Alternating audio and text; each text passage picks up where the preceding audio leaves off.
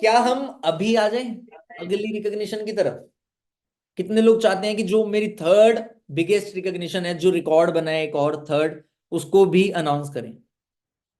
सब कह रहे हैं बहुत मजा आ रहा है, बहुत अच्छी बात है। अगर आप सबको भी मजा आ रहा है, 10,000 लोगों को मजा आ रहा है, तो मुझे भी बहुत मजा आ रहा है।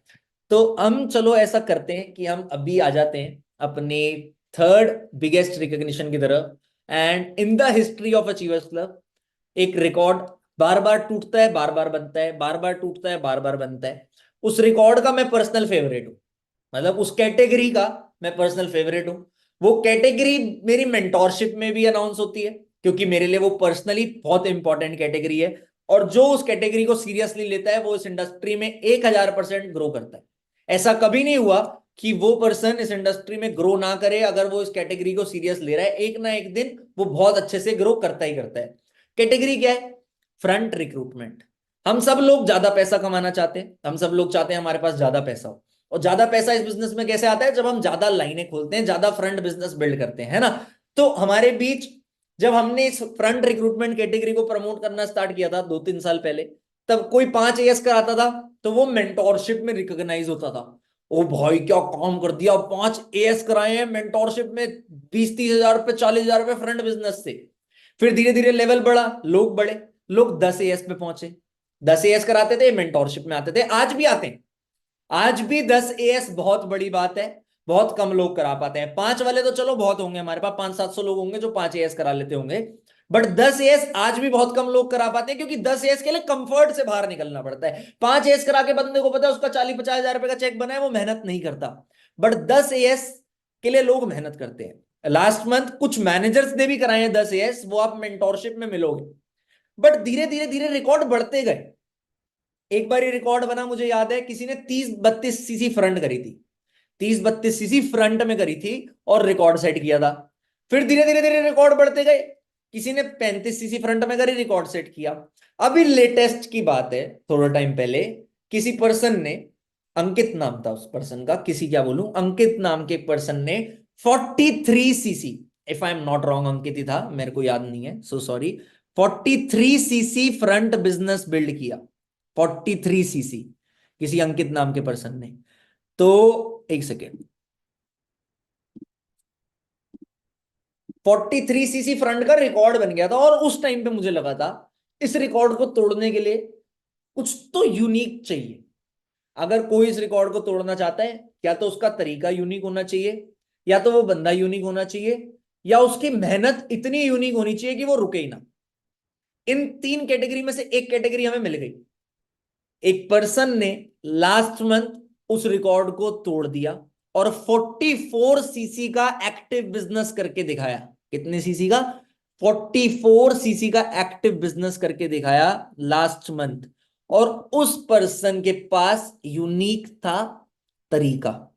और वो तरीका हो सकता है आज आप लोगों को डुप्लीकेबल ना लगे, क्योंकि वो तरीका इंस्टेंटली इंप्लीमेंट नहीं हो सकता। आप सोचोगे आज आप उस तरीके को कॉपी कर लोगे और इंप्लीमेंट हो जाएगा, नहीं होगा। बट अगर आपने उस पर्सन की बात को सीरियसली ले लिया, तो आप 4 महीने बाद जरूर उस तरीके को इंप्लीमेंट कर सकते हो। और क्या आप चाहते नहीं कि 4 महीने बाद आपके फ्रंट में 40 सीसी हो? अगर 4 महीने बाद भी आपके फ्रंट में 40 सीसी हो, 45 सीसी हो, अच्छा लगेगा ना? तो वो अच्छा अगर आप लगाना चाहते हो, तो मैं उस पर्सन को इनवाइट करता हूं। He is none other than mister गीतांशु।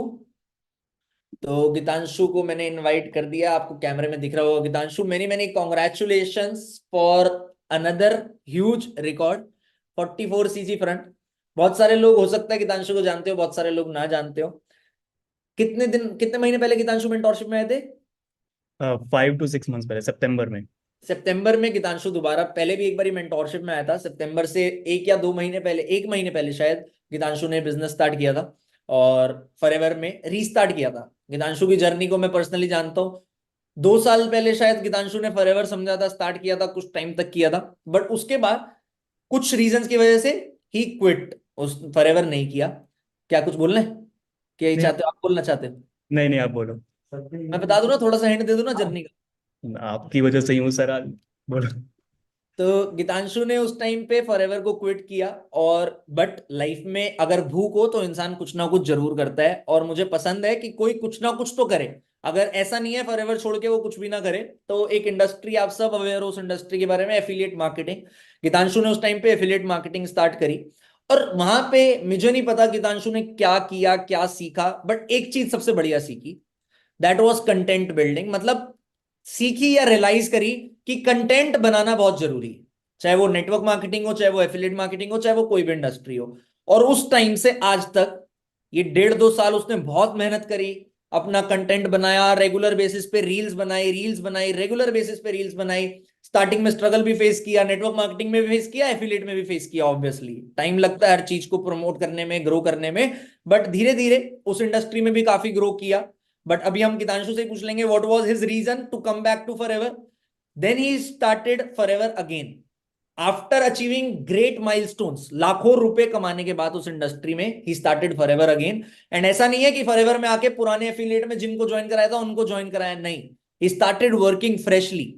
उसने फ्रेश काम किया, जिस महीने स्टार्ट किया सेम मंथ रिकॉर्ड बनाया, मेंटोरशिप में आया, 3-4 महीने धीरे धीरे रिक्रूटमेंट करता गया, लास्ट मंथ बहुत ही बढ़िया रिकॉर्ड बनाया। ऑल दो वो 3-4 महीने स्ट्रगल फेस इसलिए था क्योंकि जब लास्ट टाइम वो मेंटोरशिप में आया था उसके कुछ दिन बाद उसका इंस्टाग्राम उड़ गया था। बहुत सारे लोगों का इंस्टाग्राम उड़ा था, आपने देखा होगा, मेरा भी उड़ा था 1-2 घंटे के लिए, मेरी भी जान निकल गई थी।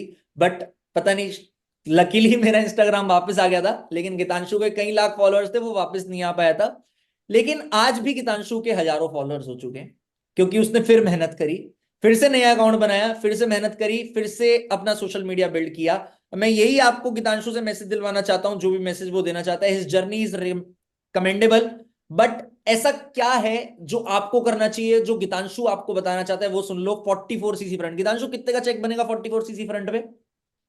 सर एग्जैक्टली अभी कैलकुलेट नहीं किया, बट 1.5 to 2 लाख तक का। 2 लाख रुपए टोटल चेक पार हो सकता है, टीम इनकम मिला के 2 लाख रुपए का चेक। और सुपरवाइजर लेवल है अभी। 44 सीसी के साथ साथ टीम में भी बिजनेस हुआ है, सुपरवाइजर लेवल पे इतना बड़ा बिजनेस आज तक किसी ने नहीं किया होगा। So appreciable. Now over to you. 10,000 लोग आपको सुन रहे हैं, और इवेंचुअली हर कोई ये चीज करना चाहता है जो आपने करी। कर सब नहीं पाते, बट करना चाहते हैं। मुझे नहीं पता अगला ये रिकॉर्ड कौन तोड़ेगा, कब तोड़ेगा, क्या पता आप ही तोड़ो इस रिकॉर्ड को दोबारा। कब तोड़ोगे मुझे नहीं पता, बट कोई ना कोई तो तोड़ेगा, क्योंकि रिकॉर्ड बनते ही तोड़ने के लिए। तो कैसे वो रिकॉर्ड टूटेगा और क्या करना चाहिए इन्हें, वो आप बता दो बस। Over to you. बिल्कुल sir, thank you so much first of all, इतने बड़े प्लेटफॉर्म पे इतनी बड़ी मीटिंग में आपने मुझे इनवाइट किया, क्योंकि मुझे एग्जैक्टली पता भी नहीं था कि आज मैं ग्रैंड टीम मीटिंग में आने वाला हूँ। मेरे को ठीक आधे घंटे पहले कृष्णा सर का कॉल आया कि गीतांशु ग्रैंड टीम मीटिंग में रिकॉग्निशन चाहिए या मेंटोरशिप में रिकॉग्निशन चाहिए, क्योंकि मैं तो यही सोच के बैठा था कि मैं मेंटोरशिप में रिकॉग्नाइज होऊंगा, 5 से 6 हजार 7 हजार लोगों के आगे रिकॉग्नाइज होऊंगा। बट अभी आई डोंट नो अभी यूट्यूब पे कितने लोग देख रहे हैं, बट मेंटोरशिप से बहुत ज्यादा लोग हैं अभी ग्रैंड टीम मीटिंग में, बिकॉज नोवस भी हैं इसमें। कृष्णा सर की पर्सनल मेंटोरशिप सिर्फ एएस को मिलती है जो 2 सीसी कंप्लीट करते हैं, बट नोवस तक को भी आज मैं देख पा रहा हूँ, और मैं उनके सामने भी रिकॉग्नाइज हो पा रहा हूँ, उनको भी दिखने को जानने को मिल रहा है कि इतने बड़े बड़े रिकॉर्ड भी बन सकते हैं। बट रिकॉर्ड कोई बहुत बड़ा नहीं है, मेरे से पहले भी किसी ने 43 सीसी करी है, और वो रिकॉर्ड भी टूटा है। आज जो मैंने रिकॉर्ड सेट किया है ये रिकॉर्ड भी टूटेगा। हो सकता है कोई, हाँ, आप लोगों में से ही कोई निकल के आए जो इस रिकॉर्ड को ब्रेक करे। राइट। अब मेन बात कर लेते हैं कि मैंने इस रिकॉर्ड को कैसे ब्रेक किया। तो ये 1 महीने की, 2 महीने की, 6 महीने की, 1 साल की मेहनत नहीं है। ये मेहनत 2 से ढाई साल की मेहनत है। इसके अंदर मैंने बहुत चैलेंजेस फेस करे हैं, बहुत डाउनफॉल फेस करा है। मैं मतलब सच बता रहा हूँ, जब मैंने 2 ढाई साल पहले कृष्णा सर को ही देख के मैंने फॉरएवर स्टार्ट किया था, तब उनको पता भी नहीं था कि कोई गीतांशु नाम का फॉरएवर में बिजनेस में आने वाला है। उनको नहीं पता था। जिनके साथ मैंने बिजनेस स्टार्ट किया था, शशांक नाम थे वो, उनका नाम शशांक सर है, तो मतलब सर तो क्या है, भाई है मेरे। अभी मीटिंग है तो सर बोलना पड़ रहा है, बट हाँ वो मेरे भाई हैं एक तरह से, मेरे साथ ही बैठे हैं अभी भी, हंस रहे हैं अभी। तो ये बात है कि जब मैंने तो फॉरएवर बिजनेस स्टार्ट किया था, तो मुझे ये पता था कि यहाँ पैसा तो बहुत कमाया जा सकता है। और एक और चीज है जो शायद और बिजनेसेस में नहीं मिलती, वो है फेम। वो होती है एक पर्सनल ब्रांडिंग। तो मुझे कहीं ना कहीं अंदाजा तो था कि हाँ यार, पर्सनल ब्रांड तो यहाँ पे बना जा सकता है। जो जो आज पर्सनल ब्रांड कृष्णा सर की है, तरंग सर की है, रोहित सर की है, उनके भी अप्लायंस जतिन सर की है, आज जितनी इनको फेम मिल रही है, तो मैंने एक चीज तो सोच ली थी कि हाँ यार, इतनी फेम मिली जा सकती है। बट मेरे को इतना ही पता था कि यार वो फेम ना मैनेजर बनने के बाद ही मिल सकती है। फिर जब उस इंडस्ट्री को मैंने छोड़ा, आई डोंट नो उस टाइम पे मेरा ब्रेन वॉश हुआ या जो भी हुआ, मेरे को दूसरी इंडस्ट्री से बहुत ज्यादा वो हुआ कि हाँ यार ये इंडस्ट्री ज्यादा बेटर है, तब मैं एफिलिएट मार्केटिंग की तरफ अट्रैक्ट हो गया था, जो मैक्सिमम लोग गलती करते हैं। वही गलती मैंने भी करी और उस चक्कर में मैंने अपने 2 साल खराब करे हैं। अब खराब तो नहीं करे, 2 साल में बहुत कुछ सीखा है मैंने। और वो जो लर्निंग मैंने करी ना उन 2 सालों में एफिलिएट मार्केटिंग इंडस्ट्री से, वो लर्निंग आज मुझे यहाँ काम आ रही है। जो उस टाइम पे मैं अट्रैक्ट हुआ एफिलिएट मार्केटिंग में, गलत चीज से अट्रैक्ट हुआ, बट उस गलत चीज में जाके जो सही चीज मैंने सीखी और उस सही चीज को यहाँ सही तरीके से इंप्लीमेंट करी, तभी आज मैं ये रिकॉर्ड सेट कर पाया। अब वो चीज थी पर्सनल ब्रांडिंग, क्योंकि एफिलिएट मार्केटिंग में कोई लेवल्स नहीं होते। ऐसा नहीं है आप मैनेजर बनने के बाद ही आपको फेम मिलेगी, वहां पे आप पहले दिन से फेम ले सकते हो अगर आपके पास राइट स्किल्स हैं तो। अगर आप वहां पे सही तरीके से उन चीजों को सीख रहे हो और काम कर रहे हो। सर ले सकता हूँ ना मैं 10-15 मिनट, कोई हाँ दिक्कत नहीं। बिल्कुल बिल्कुल बिल्कुल। हाँ। तो वो जो ब्रांडिंग, पर्सनल ब्रांडिंग जो मैंने वहां पर सीखी, क्योंकि कहीं ना कहीं मेरे को था माइंड में कि पर्सनल ब्रांडिंग बहुत जरूरी है। पर्सनल ब्रांडिंग होगी तो फेम मिलेगी ना। अगर आपको कोई जानता ही नहीं होगा तो काय की फेम मिलेगी फिर आपको। तो वो फेम जो मुझे समझ आया कि यार अगर आपको फेम चाहिए तो सोशल मीडिया पे तो उतरना पड़ेगा, इंस्टाग्राम पे अपना चेहरा तो दिखाना पड़ेगा, कैमरा तो फेस करना पड़ेगा। वही नहीं करोगे तो फिर कौन आपको जानेगा। मुकेश अंबानी अपना चेहरा छुपा कर बैठ जाए और हमें पता है वो इंडिया का रिचेस्ट पर्सन है, लेकिन कौन है शक्ल ही नहीं पता। वो बंदा सोशल मीडिया पे नहीं आया, उसने अपनी एक वीडियो तक नहीं कोई डाली, न्यूज़पेपर में कोई फोटो तक नहीं आई उसकी। तो कैसे हमें पता लगेगा कौन है रिचेस्ट पर्सन ऑफ इंडिया। तो अगर आपको फेम चाहिए, अगर आपको अपने आप को एक पर्सनल ब्रांड बनाना है, तो आपको कैमरा फेस करना पड़ेगा, आपको सोशल मीडिया पे उतरना पड़ेगा, आपको पर्सनल ब्रांडिंग सीखनी पड़ेगी। इसके बिना नहीं हो सकता। और पर्सनल ब्रांड बिल्ड करना ना कोई एक रात का, एक हफ्ते का, एक महीने का, 6 महीने का, 1 साल का काम नहीं है। इसके लिए आपको डेली कंसिस्टेंटली एफर्ट्स डालने पड़ेंगे, आपको डेली मेहनत करनी पड़ेगी, आपको डेली सीखना पड़ेगा। अगर आप इस चीज के लिए रेडी हो तो ही आप पर्सनल ब्रांडिंग के लिए जाना। क्योंकि पर्सनल ब्रांडिंग एक ऐसी चीज है जो आपको इतने इनफाइनाइट रिजल्ट्स दे सकती है। मैंने जब अभी पिछले महीने जो कृष्णा सर ने अनाउंस किया कि अगर हम 7 तारीख से पहले 1+3 करते हैं तो हमें ट्रॉफी मिलेगी। और बाकू की भी उन्होंने वो अनाउंस करी कि हमें 4 महीने में 180 सीसी करनी है। तो मैं उस चीज में लग गया, मैंने 7 तारीख से पहले 1+3 कर ली। अब कृष्णा सर ने, जब मैंने जब 1+3 कर ली और मैंने उनको बताया सर मेरी अभी इतनी एनरोलमेंट्स आ चुकी हैं, मेरी इतनी मिनिमम बिलिंग्स आ चुकी हैं, तो कृष्णा सर ने कहा इतने में मत, 43 सीसी का रिकॉर्ड है फ्रंट रिक्रूटमेंट का, तू वो तोड़। मैं कहा कितनी है सर? कह रहे 43 सीसी है, कोई ज्यादा थोड़ी है, कर सकता है तू तो। मैं कहा कर सकता हूँ सर सही में। क्योंकि एक तो ना खुद को भी यकीन नहीं होता कि हम इतना कर सकते हैं जब तक आपकी लाइफ में एक मेंटोर ना हो ना। मैंने शशांक से डिस्कस किया जो मेरे डायरेक्ट अपलाइन है कि शशांक भाई कृष्णा सर ऐसे ऐसे कह रहे हैं कि मैं 43 सीसी का रिकॉर्ड तोड़ू, तो कह रहे तोड़ना फिर, अगर वो कह रहे हैं तो हो ही सकता है ना मतलब। मैं कहा ठीक है भाई करते हैं। मैं कहा अभी तो 4 ही हुई हैं, कहाँ से करूँ और 40। मैं कहा 10 गुना और सीसी करनी है अभी। कह रहे तो कोई बात नहीं, तू जैसे भी काम कर रहा है उसको डबल कर दे, जो एफर्ट्स अभी लगा रहा है उसको डबल ट्रिपल कर दे, जितनी सीसी होनी थी उसकी डबल हो जाएगी। मैं कहा ठीक है करते हैं। करते करते करते करते 15 तक मेरी सिर्फ 15 सीसी, 15 तक मेरी सिर्फ 15 सीसी हुई। उसके बाद मुझे समझ नहीं आया कहाँ से एनर्जी आई, कहाँ से एफर्ट्स मैंने डाले। और एक चीज और दिमाग में आ रही थी कि 31 तारीख तक का महीना है, फिर बीच में पता लगा नहीं भाई 30 तक का ही महीना, 30 मार्च तक ही सीसी करनी है। तो उस टाइम पे फिर मेरे को थोड़ा और वो लगने लग गया भाई अब मैं कैसे करूंगा, एक दिन और कम मिल रहा है, ये हो गया वो हो गया। तो फिर मैंने फिर कृष्णा सर से बात करी, सारा मैंने उनको बताया सर ये चैलेंजेस आ रहे हैं, ऐसे ऐसे हो रहा है, ये हो रहा है वो हो रहा है। तो उन्होंने फिर कहा भाई तू कर सकता है, तू करेगा और तू ही ये रिकॉर्ड सेट करेगा। तो वो रिकॉर्ड आज सेट हुआ जस्ट बिकॉज कि मुझे जितना मुझ पे बिलीव नहीं था उतना मेरे अपलायंस ने मुझ में बिलीव रखा, और उसी बिलीव के चलते मैंने ये रिकॉर्ड सेट किया। अब बात कर रहे थे पर्सनल ब्रांडिंग की, थोड़ा इधर उधर चला गया मैं। तो पर्सनल ब्रांडिंग मेन चीज 6 महीने 1 साल की मेहनत नहीं है। उस टाइम पे जब मैं एफिलिएट मार्केटिंग में गया तो मैंने पर्सनल ब्रांडिंग सीखी, क्योंकि वहां पर 99% लोग सिर्फ पर्सनल ब्रांडिंग से ही पैसा कमा रहे हैं, और कोई तरीका नहीं है उन लोगों के पास पैसा कमाने का। तो जब अगस्त 2023 में मैं शशांक से दोबारा मिला, हमारा बीच में कनेक्शन टूट गया था, क्योंकि वो भी एफिलिएट कर रहा था, मैं भी एफिलिएट कर रहा था, पर वो मेरे से 2 महीने पहले ही फॉरएवर में आ गया था। मैं दोबारा सितंबर में फॉरएवर में आया, 10 सितंबर को मैंने अपनी 2 सीसी कंप्लीट करी। 30 या 35 हजार तक मेरे फॉलोवर्स थे उस इंस्टाग्राम अकाउंट पे। रील्स अच्छी खासी चल रही थी मेरी, एफिलिएट में बहुत अच्छा कमा रहा था, 2 साल में 25 लाख रुपए कमाए मैंने एफिलिएट में।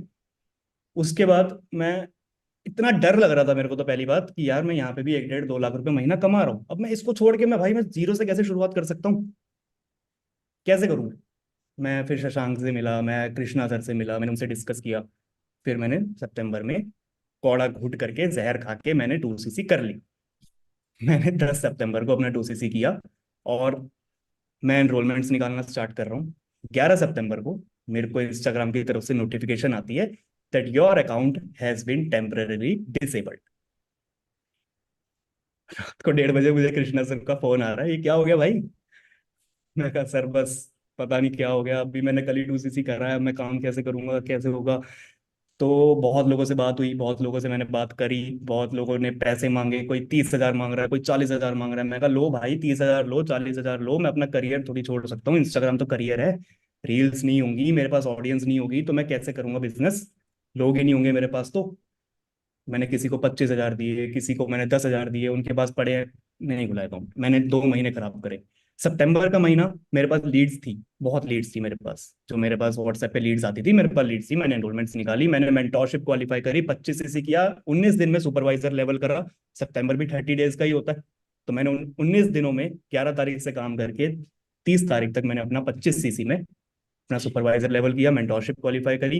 अक्टूबर के मंथ में ना मेरे पास इंस्टाग्राम है, ना मेरे पास लीड्स है, ना मेरे पास पर्सनल ब्रांडिंग है, इंस्टाग्राम अकाउंट था ही नहीं, मैं स्टोरी तक नहीं लगा पा रहा था 1 1.5 महीना। तो अक्टूबर के महीने में मेरा बिजनेस डाउन, नवंबर के महीने में मेरा बिजनेस और डाउन। मैं इसी उम्मीद में बैठा रहा मेरा इंस्टाग्राम वापस आएगा तो मैं काम करूंगा, इंस्टाग्राम वापस आएगा तो मैं काम करूंगा। फिर मैं अपने अप्लायंस के पास गया, फिर मैंने उनसे पूछा अब मैं क्या करूं। शशांक ने बोला भाई अब नया इंस्टाग्राम बना ले, उसको भूल जा। मैं कहा भाई पहले मैं बिजनेस शुरू से जीरो से शुरू कर चुका हूँ, उसके बाद अब तू कह रहा मैं इंस्टाग्राम भी जीरो से शुरू करूँ। मैं कहा यहाँ कुछ लिखा है भाई? कह रहा भाई करना तो पड़ेगा, नहीं तो हाथ पे हाथ रख के बैठा रहे। दूसरी तरफ मेरे दिमाग में चल रहा भाई दोबारा एफिलिएट में चला जाऊं क्या? मैं कहा भाई वापस आ जाओ वापस, इतना नहीं सोचना। फिर मैं बनाया, मैंने दूसरा इंस्टाग्राम अकाउंट, एक रील डाली, दो डाली। जो मेरे रील डालते ही 10 15 हज़ार व्यूज चले जाते थे, उधर 100 150 व्यूज आ रहे हैं। इधर मेरा फॉरएवर में काम नहीं हो रहा, जो सेविंग्स हैं वो खत्म होती जा रही हैं। मैं कहा भाई अब मैं क्या करूं, मैं तो फंसता चला जा रहा हूँ, मैं एंग्जाइटी हो रही है, सब हो रहा है। 8वीं रील डाली, 9वीं रील डाली, 10वीं रील डाली, 11वीं रील 100 के। मेरी रील उन लोगों तक पहुंचने लग गई जिन तक पहले पहुंचती थी। जहां एफिलिएट में मैं एक पर्सनल ब्रांड बना था, ये लंबे बालों की वजह से थोड़ी एक पहचान मिली इनसे कि हाँ एक लंबे बाल वाला इंसान है जो रील्स बनाता था, उन तक दोबारा पहुंची है ये रील। फिर मुझे एंगेजमेंट मिली, फिर नहीं रुका मैं, 11वीं 12वीं रील डाली, 13वीं डाली, 14वीं डाली, डालता रहा, रील्स में डालता रहा। नवंबर निकला, दिसंबर निकला, जनवरी निकला, फिर फरवरी में मुझे दोबारा रीच मिलने लग गई। कोई बिजनेस नहीं हुआ मेरा, ज्यादा बिजनेस नहीं हुआ दिसंबर जनवरी फरवरी में, बट इतना हो गया कि हाँ मैं सरवाइव कर पा रहा था। फरवरी में मेरी रील वायरल हुई, मार्च में मैंने उस पर काम किया, और फिर रिकॉर्ड सेट हुआ। बिल्कुल। बीच में एक चीज और हुई थी, जब मैं अक्टूबर नवंबर में सरवाइव भी कर रहा था मेरी व्हाट्सएप वाली लीड्स पे, व्हाट्सएप बैन हो गया, मेरा व्हाट्सएप बैन हो गया। मैं कहा भाई मैं इधर का भी नहीं रहा, मैं उधर का भी नहीं रहा, अब मैं एफिलेट में भी नहीं जा सकता। अब मेरे को इंस्टाग्राम पे दोबारा शुरू करना है, मेरे को फिर फॉरएवर भी दोबारा शुरू करना है, मेरे को अपनी टीम को भी रिवाइव करना है, मेरे को सब कुछ करना है, और कुछ भी नहीं हो रहा।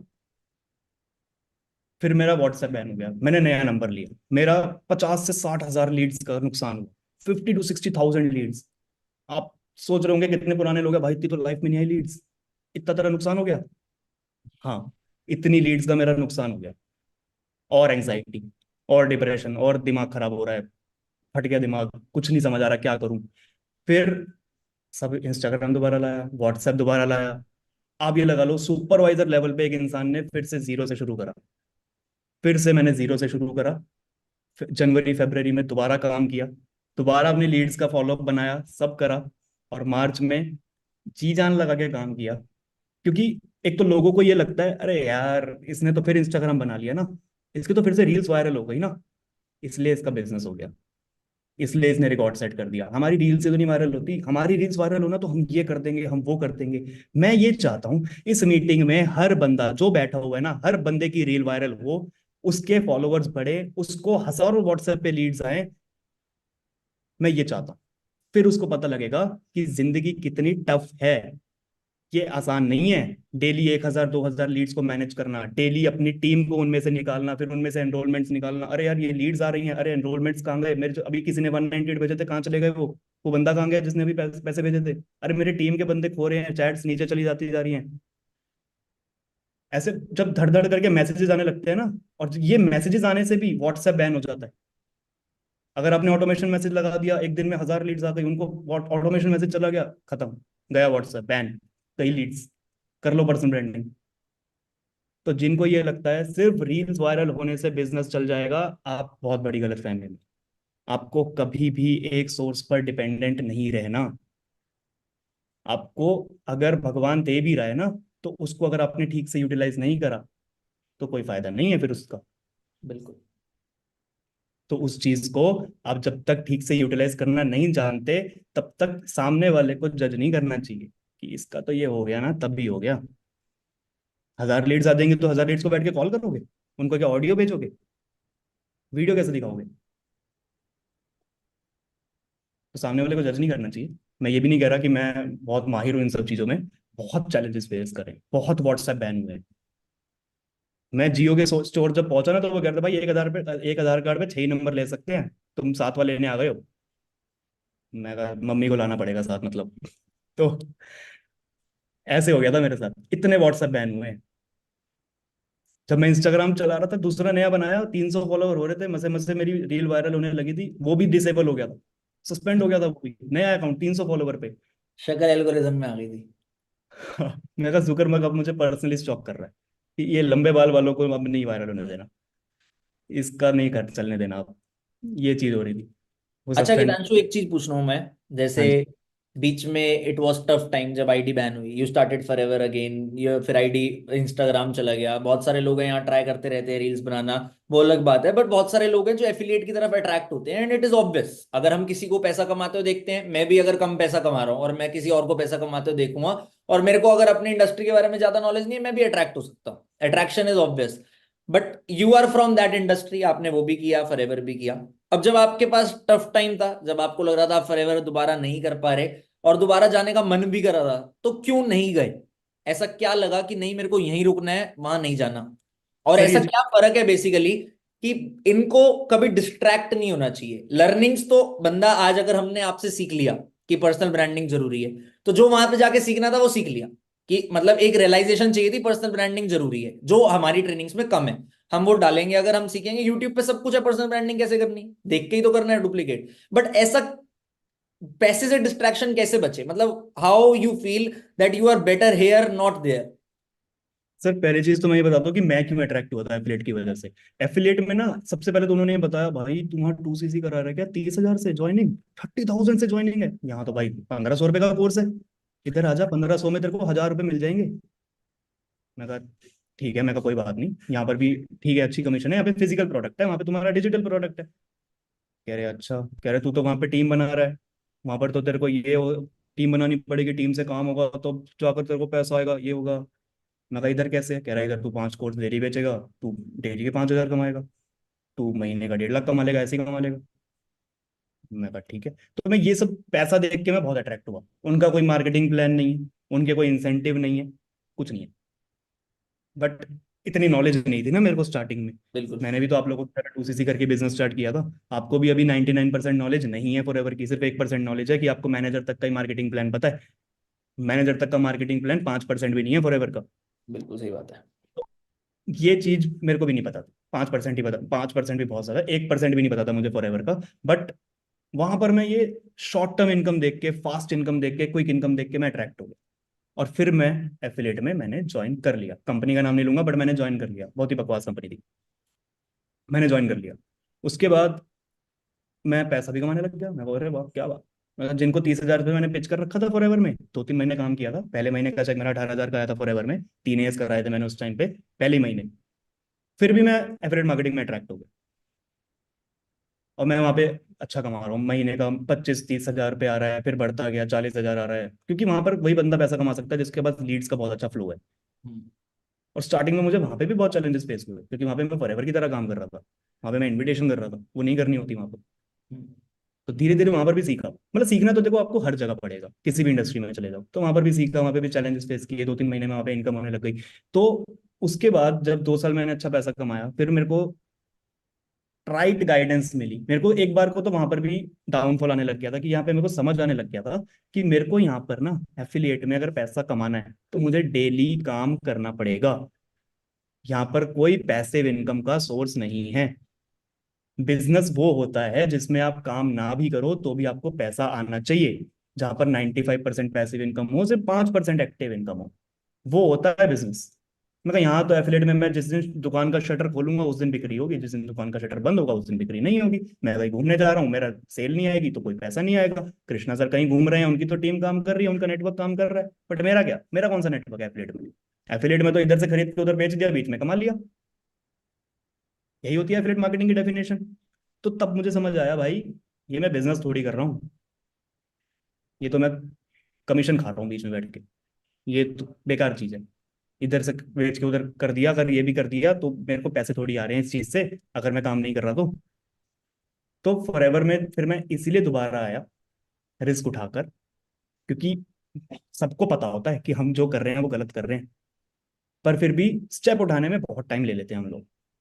तो मैंने भी टाइम लिया, 2 साल लग गए। 2 साल में अपने शॉर्ट टर्म ड्रीम्स वगैरह सब मैंने पूरे कर लिए, सब हो गया, ये इधर से वो खरीद लिया, वो खरीद लिया, मम्मी को ये दिला दिया, पापा को ये दिला दिया, हो गया, घर से सपोर्ट मिलने लग गया। फिर जब मैं फॉरएवर में भी जाने लगा ना, तो भी घर वाले कह रहे हैं क्यों जा रहा है, सही तो कमा रहा है, आ तो रहा है, क्या रखा है, फिर से शुरू करेगा, कैसे करेगा, कैसे नहीं करेगा। तो उनको भी थोड़ा समझाया, मैं कहा अब पहले गया था तब भी तो गया ही था ना, एफिलेट में जब स्टेप उठाकर गया तो एफिलेट भी कर ली, एफिलेट से वापस जा रहा हूँ तो भी कर लेंगे। बिल्कुल। वापस फॉरएवर में इस रीजन से आया, कृष्णा सर का एक चेक आया था, जिसको चेयरमैन बोनस लेवल 3 कहते हैं। तो काफी लोगों का आता है, इंडिया में इकलौते हैं, अभी और भी किसी का है शायद नहीं। अच्छा, कृष्णा सर का इंडिया से इकलौते जीएलटी हैं।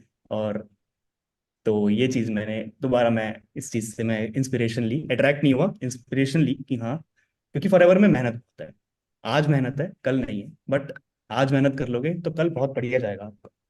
तो ये चीज फिर मैंने दोबारा समझी, पैसिव इनकम के बारे में दोबारा समझा, कुछ करा, ठाकुर की वीडियोस देखी, पैसिव इनकम पैसिव इनकम वो करता रहता है। तो बिजनेस वही होता है जिसमें आप बिना काम करे पैसा कम, तो फर्क है, इसलिए। एक मैं करेक्ट करूंगा, पैसिव इनकम का मतलब ये होता है कि आप एक ऐसा सिस्टम बिल्ड कर लो कि आप काम तो कर रहे हो 5% मेहनत, बट पैसा कमा रहे हो 100% मेहनत का। ऐसा नहीं है काम नहीं करना पड़ता, काम में भी करता हूँ, एग्जैक्टली। बट मैं जो इनकम अर्न कर रहा हूं उतना काम नहीं करता। अगर मेरी इनकम 25 लाख 30 लाख है, तो मैं काम जो कर रहा हूं फ्रंट में खुद से, वो 20-30 हजार का होगा। नॉन मैनेजर पे ध्यान दे रहा हूं, वो 1.5-2 लाख का होगा, 3 लाख का होगा। बट मेजर बिजनेस नेटवर्क से आता है, ये फायदा है नेटवर्क मार्केटिंग का। You understood it very right. बिल्कुल।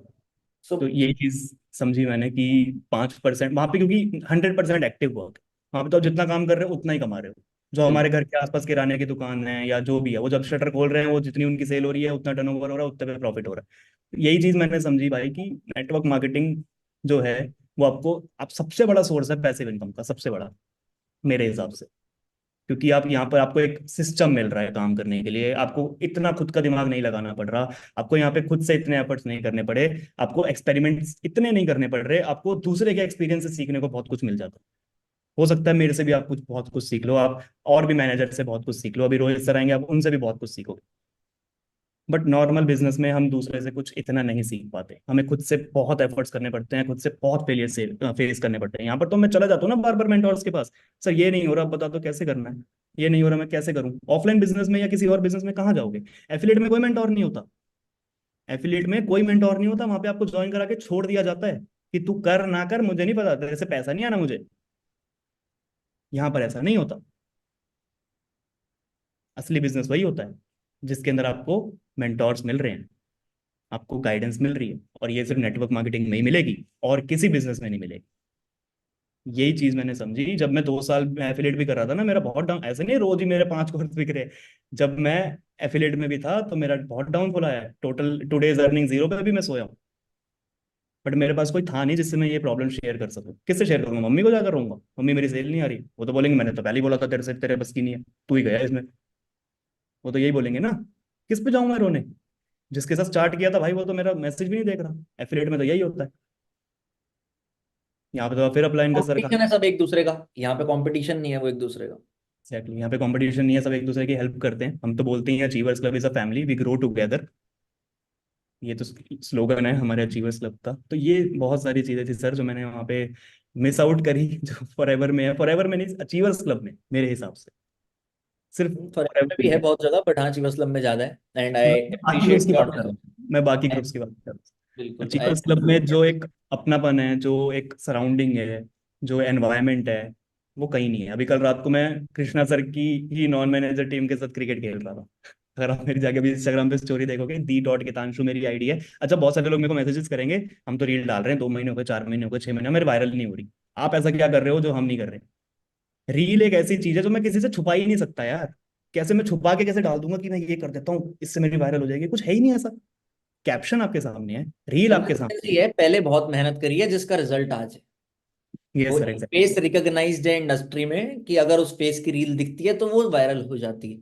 तो वही आपको करना है। आप 1 साल 2 साल लगातार डालोगे, एक ना एक दिन जरूर फटोगे। मेरे नॉन मैनेजर में भी एक लड़का है, उसकी भी रील्स वायरल हुई, 3 3 4 4 मिलियन के। अरे भाई सारी चीज छोड़ो, वो ये तो कृष्णा है, ये तो बच्चा कौन सा क्या है जो रील वायरल हुई, मानसी ने डाली है, एक मैनेजर ने हमारी टीम में, कि फोटो लगी हुई है मेरी, ये बच्चा कौन है, ये तो बच्चा है।